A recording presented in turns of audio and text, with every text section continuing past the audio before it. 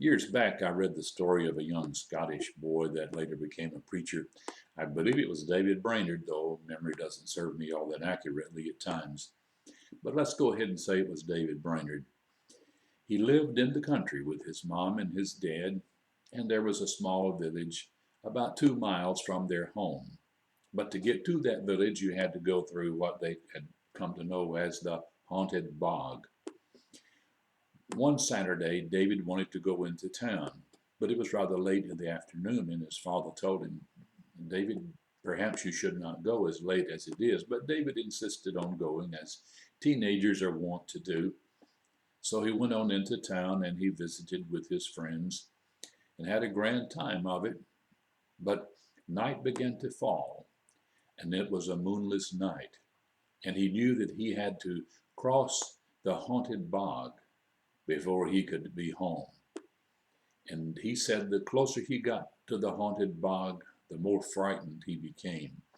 And he walked more slowly, and he walked toward the bog. And as he entered the bog and had gone several hundred yards, he said he looked up and he saw this apparition looking at him and facing him, coming toward him, large, tall, and said he was just frightened to the point of not being able to know what to do. But then he said, out of the darkness, he heard someone calling his name, David, David, and he recognized the voice of his father.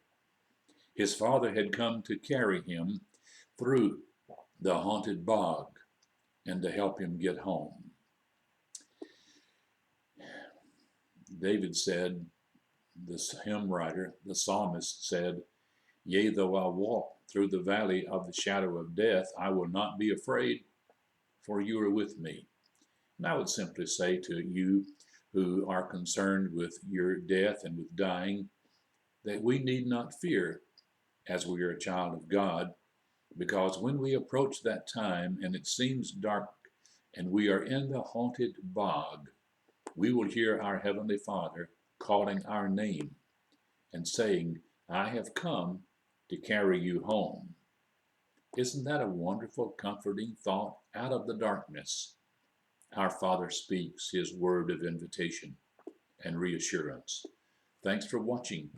Don Howell with today's Minute Message.